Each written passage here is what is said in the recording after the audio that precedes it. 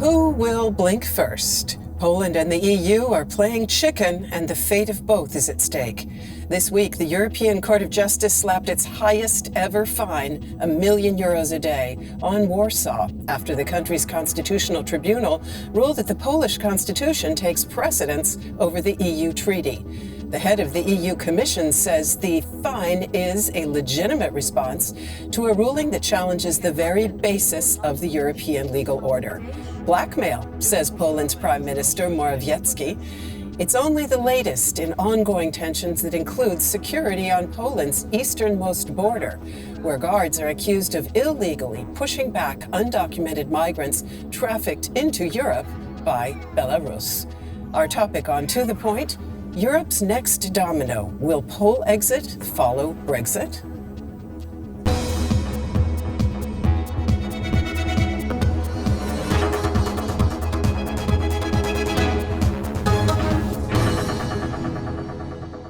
Hello and welcome to The Point. It's a pleasure to greet our guests.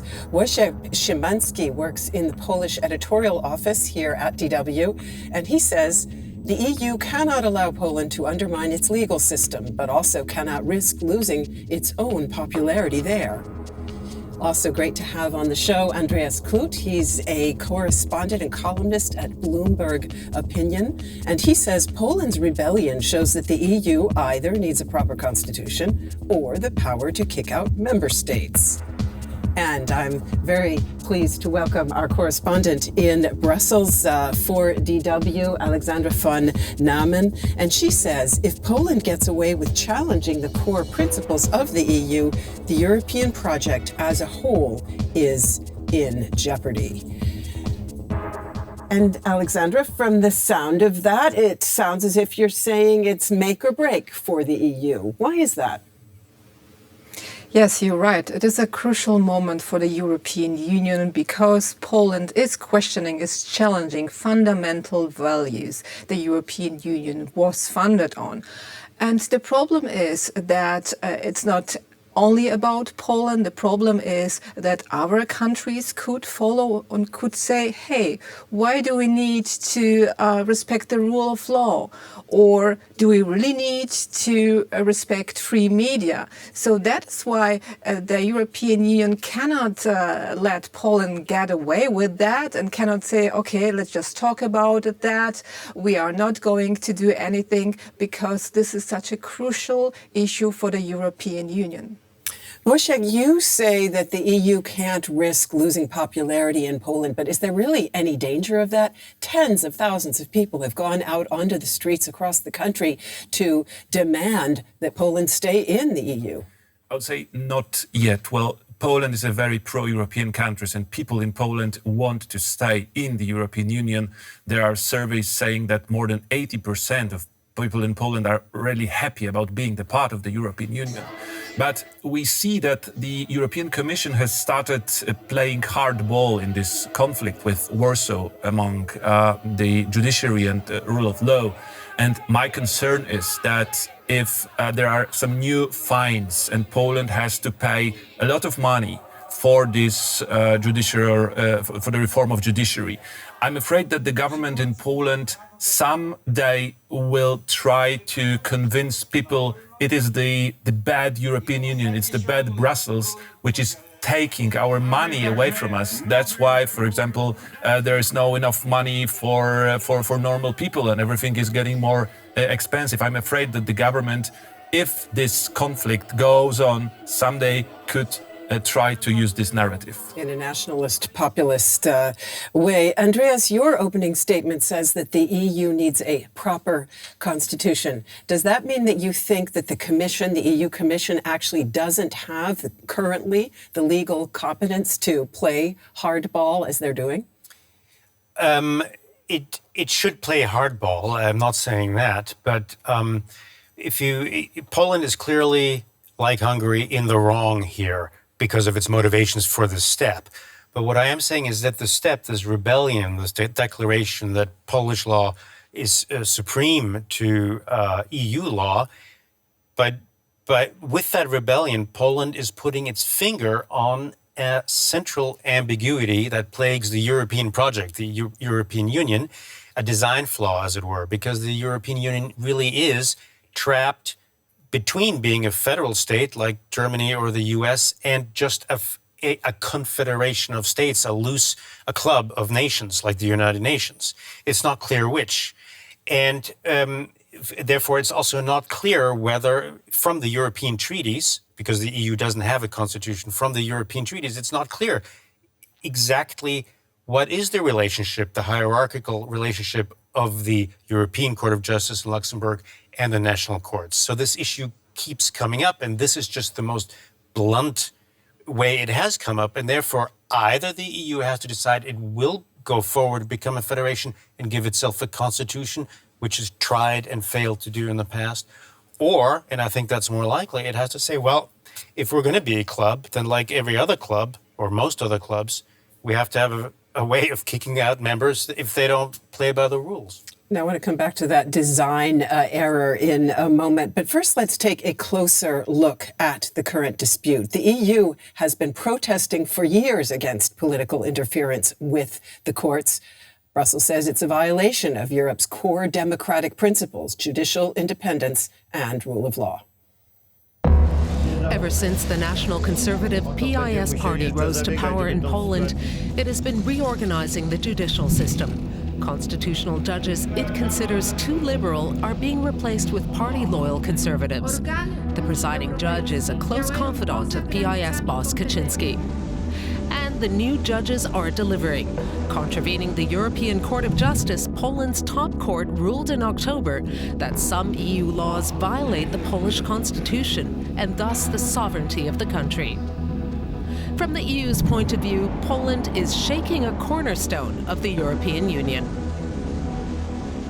It is a direct challenge to the unity of the European legal order. We cannot and we will not allow our common values to be put at risk. Because of the ruling, the EU is withholding 24 billion euros in coronavirus development aid for Poland. We cannot accept that the EU is expanding its authority. We will not accept financial sanctions against Poland either. Who will prevail in this dispute?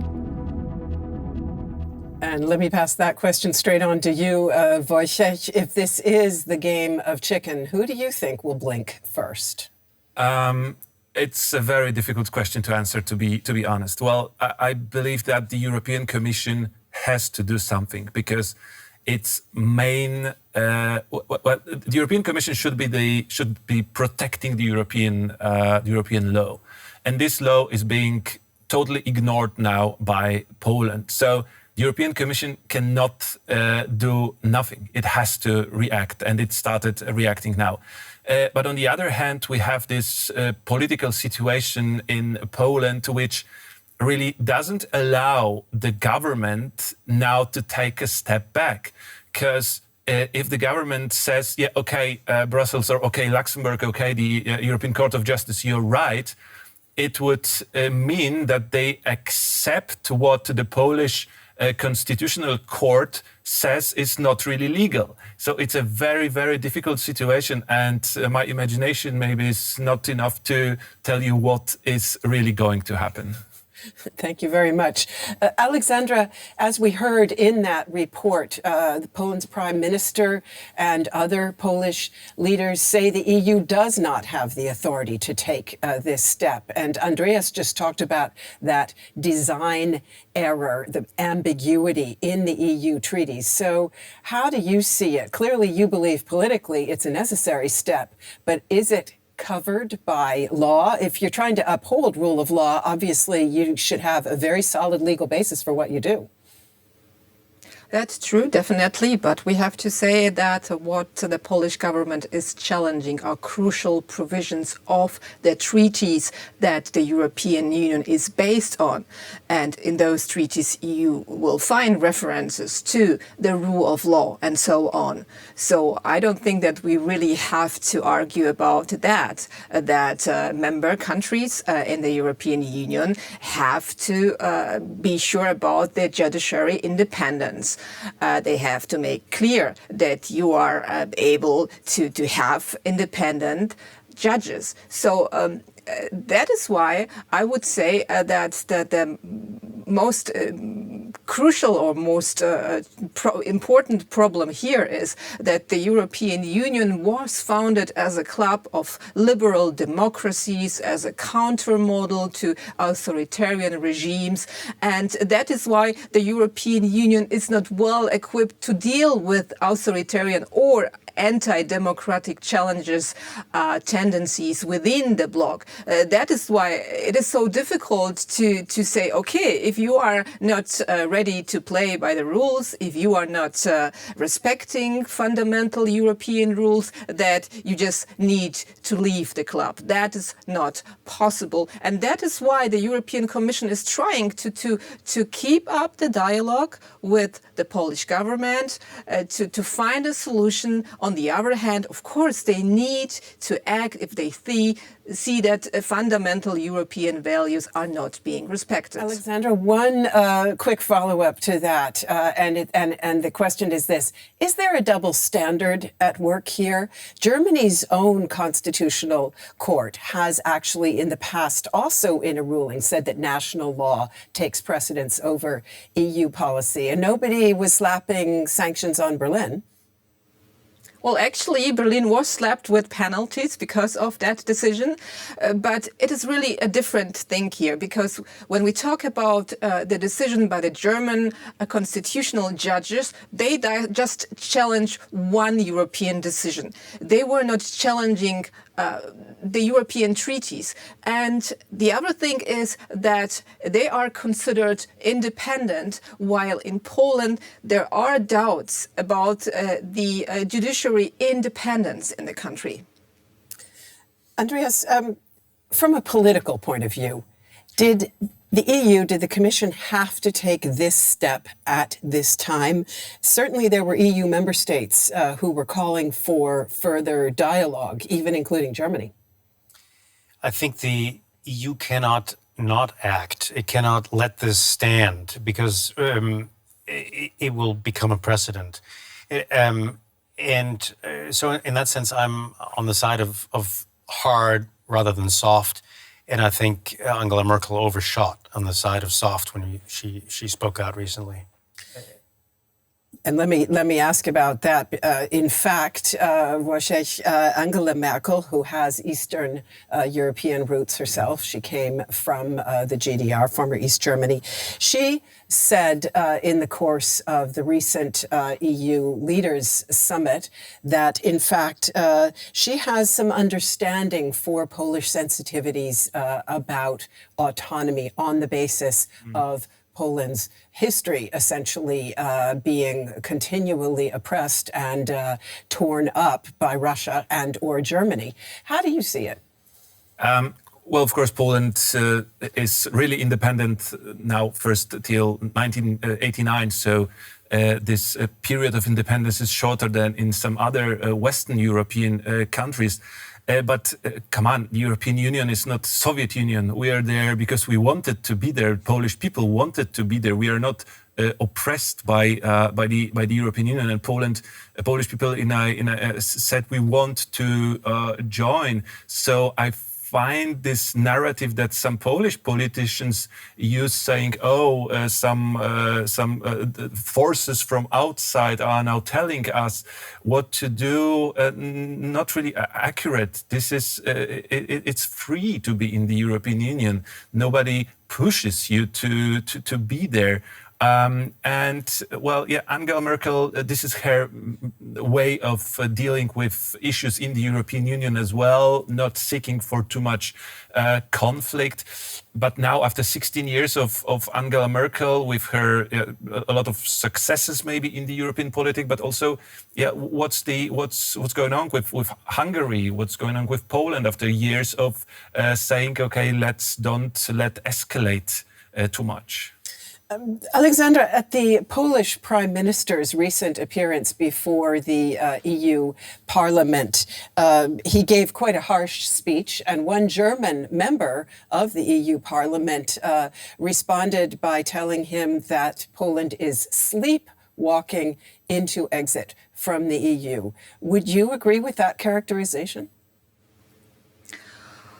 Well, I don't think that it's really a realistic option because, as we just heard,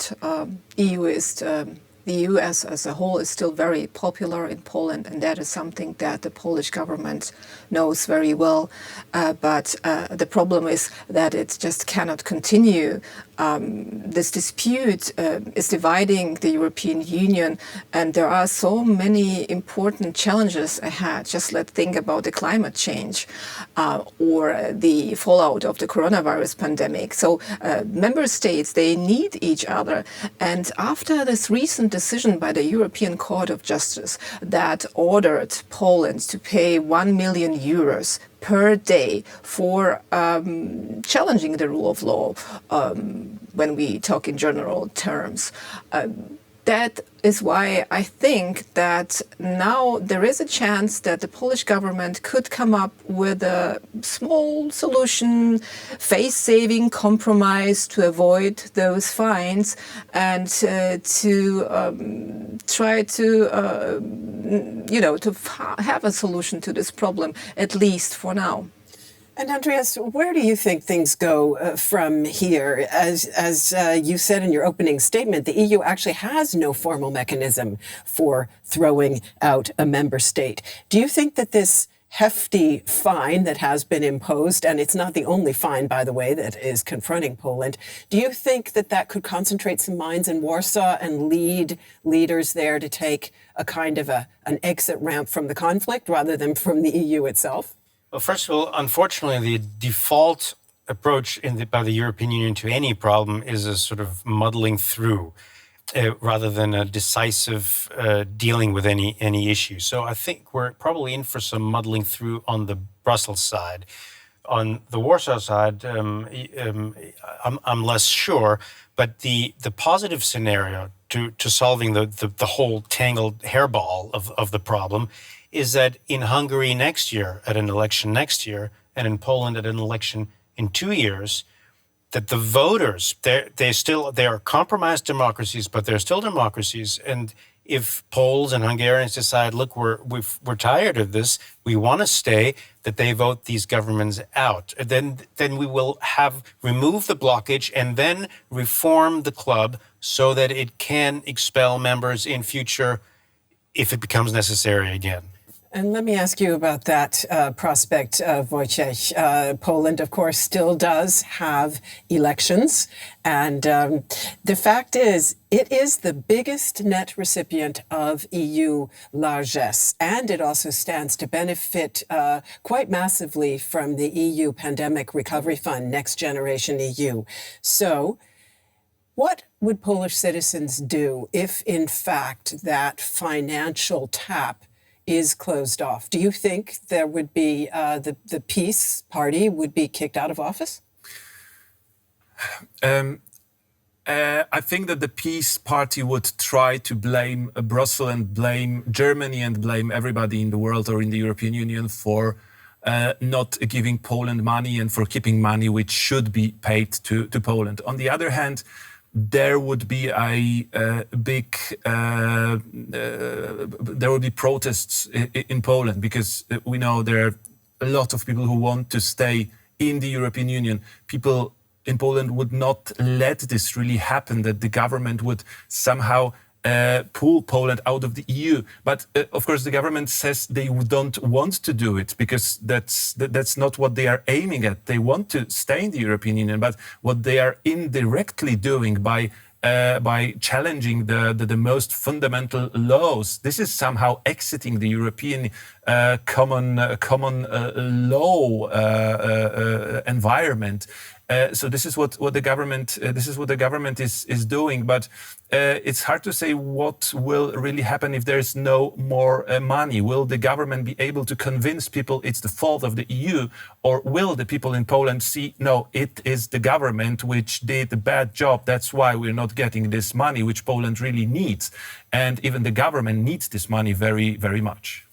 Meanwhile, on Poland's eastern border, Europe's currently worst migration crisis is playing out.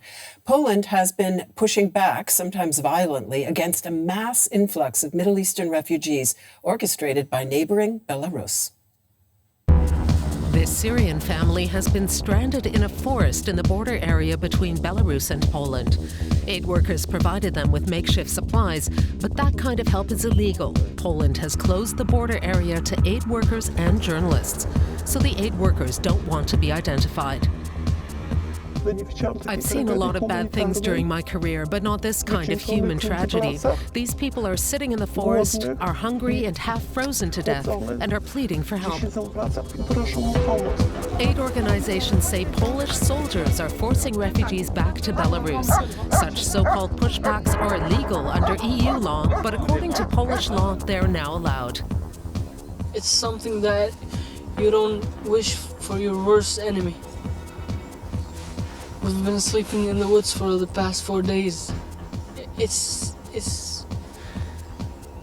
like a nightmare. Poland is securing the 400-kilometer border with barbed wire and will later replace it with a wall. Still, many refugees have been reaching Germany. Interior Minister Horst Seehofer has tightened border controls and does not disagree with Poland's planned wall construction. Do the EU partners approve of Poland's actions on its eastern border? And let me take that question straight to Alexandra. The EU is happy to sanction Poland when it comes to interfering with the judiciary, but remarkably silent about the very questionable actions being taken on that border to Belarus. Well, that is true. And the criticism that has been expressed doesn't bring any results. Commissioner Johansson traveled to Poland. She offered Poland support, Frontex, that Frontex should be participating in what is going on at the border to Belarus. Security guard, yeah. Yeah, thank you for explaining that. Yes, and Poland didn't want them to come, and so there is some criticism Poland is facing for what it is doing at the border with Belarus, for pushing back migrants back to Belarus, for not letting journalists and NGOs enter the zone that is covered by the emergency state. However, when we talk about the support among member states, this is pretty much there. Many member states say it is important to protect our external borders. We need to support Poland. We cannot let Lukashenko, the Belarusian dictator, we cannot let him send migrants into the European Union. That needs to stop, and that is why we need to support Poland. Wojciech, Mr. Lukashenko is doing this essentially to take revenge against Europe for the sanctions it has imposed on its regime. Is the EU leaving Poland in the lurch by not standing up to Lukashenko more forcefully? Well, if Polish diplomacy was maybe able to act more actively in the European Union and in the world, maybe it would be able to create some more pressure on Lukashenko and also probably on Russia, because I think it's not only Belarus, it's maybe Russia also involved in this operation. But as we've heard, Poland refused the help from this European Security Agency. Poland wants to try to secure the border on its own. So I don't hear voices in Poland saying now, European Union, help us. That's not the narrative now. Let me step back and ask you, Andreas, for a wider perspective on this. Angela Merkel will soon be stepping down, and there are voices saying that just at this moment, when Europe faces multiple crises, that it is leaderless. Do you think that's right? That Europe is leaderless? Yes, I think that's... I think it was always exaggerated how much Merkel was the leader of Europe. But some people, Emmanuel Macron, president of France, would like to present himself as the leader, but he's not being accepted as such by the other nations. Mario Draghi, prime minister of Italy, has enormous gravitas from his time as ECB governor, is very pro-American, very good in English. But could play that role. But in general, I think you're right. It probably looks like Europe will remain leaderless for some time. Let me come back to our title. We have just about 1 minute left on the clock, but I want to just put that question out there again. Will Polexit follow Brexit? What's your guess, Alexandra? I don't think so. I know that we will be dealing with this problem for a longer time, but I don't think that Poland will decide to leave the European Union. Wojciech? I don't think so, but let's talk about it maybe in 1.5 or 2 years after elections in Hungary and in Poland. Okay. I agree that Polexit is not the danger. The danger is a muddling through and a continual hollowing out of the European Union and its values and its constitutional setup. Thank you very much to all of you for this very interesting exchange. And thanks to all of you out there for tuning in. See you soon.